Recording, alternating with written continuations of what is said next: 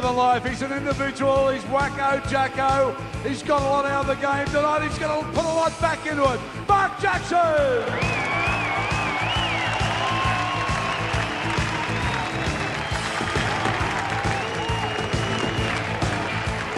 One of the biggest centre three-quarters ever to play a game of football. Played for Canberra, played for Queensland, played for Australia. He's the gem, a living treasure, Meninga!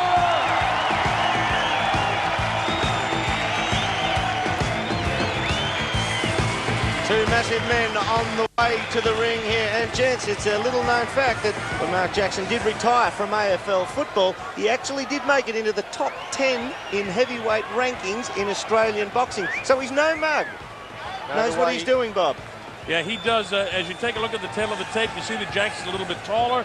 He's a couple of pounds lighter. He's just a year older. Both of these guys are very, very proud athletes. And Jacko, while he likes to fool around and tease whatnot, he would really like to make a nice showing against Meninga, who, by the way, is a heavy favorite here.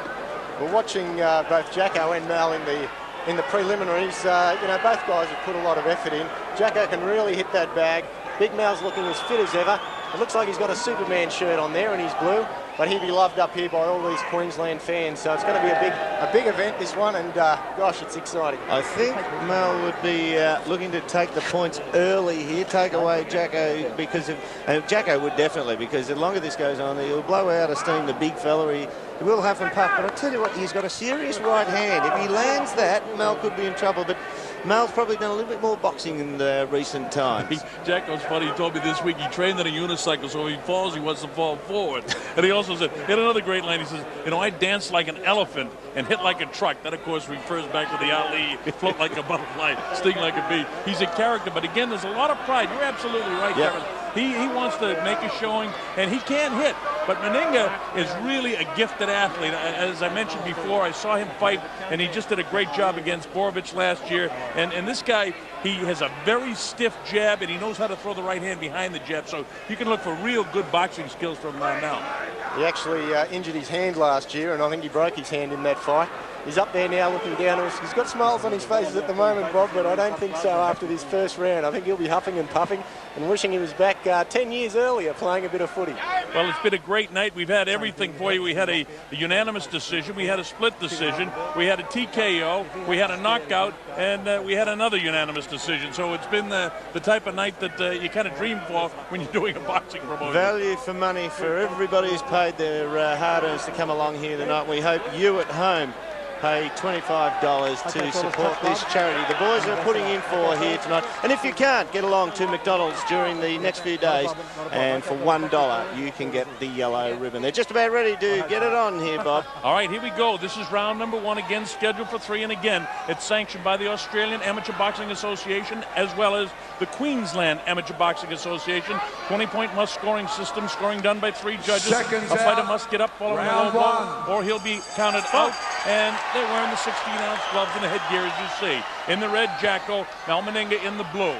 Meninga holds those hands high, goes with that lightning left jab. He's got real good speed, and you notice that in his hands over Jacko, who's got a reach advantage. Jacko using the jab in the face, backing off. Look at the power of Meninga, though. He taps him just once. Look at this! Already Jacko stumbled. You see the power of Meninga. Meninga holds the hands high, lets Jacko go ahead and jab, and everything is falling short. Jacko comes to the body, tries to catch Meninga, but he's very quick with his hands. Yeah, he's doing that shot. And there's some desire. He stays up. He almost got caught with a flush punch. He got caught with a pretty good one. There's a straight left jab. Look at the power of the jab of Meninga. He throws a straight jab, and it rocks Jacko back. I'll tell you, Johnson has got a lot of difficulties with this guy. Meninga has the look on his face of just pure confidence. That was a crushing body shot just below the left elbow of Johnson. Didn't look like much, but that's a shot right in the heart. There goes the mouthpiece of Jacko. Jacko really sucking in. Both guys over 40 years old, both are very tired. And Jacko knows how to get a little breather as he spits the mouthpiece out. A little bit of a professionalism coming into it there. I think Mark went low on one of those as well. He might have gone a bit low. The old mouth guard came out. An old trick and a good one. All right, time back in. This is just round number 1. Meninga's not panicking at all. He's just showing his tremendous boxing skills and his tremendous power. Jacko doing the best he can with a long looping right hand that lands high up in the head, but does no damage to Mal at all. It appears that Jacko can't hurt Meninga at all. And that happened when he was playing football, rugby as well. Jacko did a lot of hurts on people in football. Meninga did the same thing in rugby. Look at the uppercut by Meninga. Straight left jab. Power behind the left jab. Now there's blood coming from the nose of Jacko, who's working as hard as he can, but he's outclassed here by the much more powerful Meninga. Look at the blood coming from the nose. Back in his heel. That was a flush shot. And I think the referee may be stopping the fight. 5. Now he's counting up to 5 and 6 and 7. 7, you're right. And 8. 8. I don't think he's going to make it. That's it for Jacko. It's all over. A first round knockout for Meninga. Yeah, he was one of those guys who just always was a great athlete from the first day he laced a boot on. He's here in the ring. He's put on a great effort. Jacko, I mean, he danced and tried to come out early, and a flurry of punches there early from Jacko, but unfortunately Mel was too strong. Never really panicked, Mel, did he? He had it under control. He stood up to it. He took Jacko's jab. Actually, Jacko fought pretty cleverly. He hasn't been in the ring for quite some time, and Mel has. He just stuck the left out as much as he could, but Mel virtually walked through it. You know, Dermot, you're exactly right. He walked right through it. Mel showed tremendous power. But, you know, I just want to say on behalf of Jacko, because I get to know him this week, this kid really worked hard. As you take a look at the replay here and just notice the extraordinary power of Meninga. But Jacko really helped this promotion, and that's what it's all about, this one, as you see that final blow that put him to the canvas, and he just couldn't recover from it. I mean, a stiff jab like that. He's back, rolling back on his heels, and watch the next shot. Bangs him on top of the head, and that's all she wrote. Yeah, that was a very quick jab. He actually has an incredible power. He just kept on pushing Jacko back. Jacko kept trying right throughout, but those jabs, gosh, I didn't think Mel could jab that hard, and they just came out of nowhere. Boom. But the thing that I liked about Mel's jabbing power, he didn't recoil either. They were straight out. They were straight out there. And we're just about ready for the announcement of the winner now. Let's go to Darrell Eastlake in the ring. Yeah, thank you, Dermy. Well, what a man. Let's have a look at this. Has been a straight referee's decision. Call the shots and said Jacko had enough. So the winner, of course, in blue, Meninga.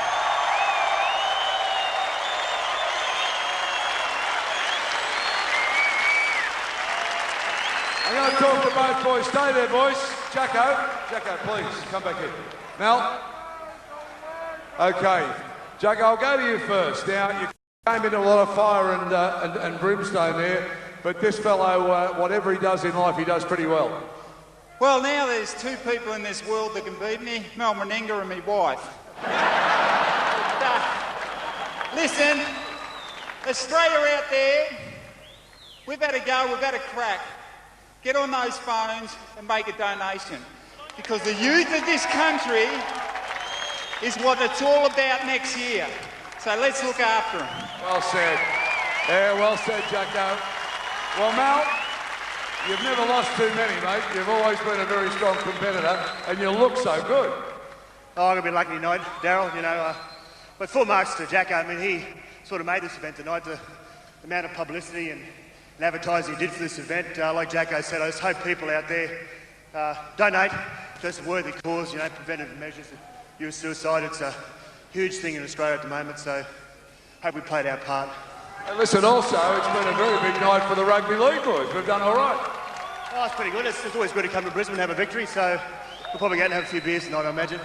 Okay, well done. There they are. Meninga, Jacko. What about...